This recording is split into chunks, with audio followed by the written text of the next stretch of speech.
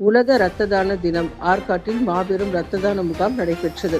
ராணிப்பேட்டை மாவட்டம் ஆற்காட்டில் உலக இரத்த தான தினத்தை முன்னிட்டு APJ Trust for Future India சார்பில் மாபெரும் இரத்த தான முகாம் நடைபெற்றது.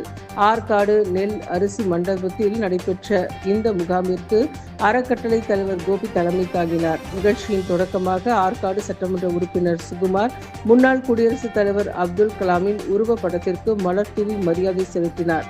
தொடர்ந்து சிறப்பு விருந்தினராக கலந்து கொண்ட அவர் இரத்த தானத்தின் அவசியம் மற்றும் அதன் மூலம் உயிர்களை காப்பாற்றும் முக்கியத்துவம் குறித்து பொதுமக்களிடையே விழிப்புணர்வை ஏற்படுத்தினார். இம்முகாமில் ஏராளமானோர் ஆர்வமுடன் இரத்த தானம் செய்தனர்.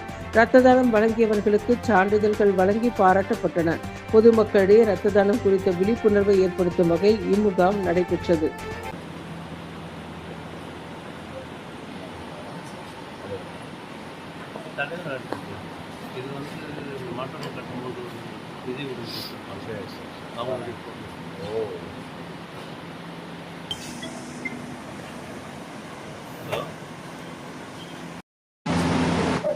எல்லாம் வரணும்.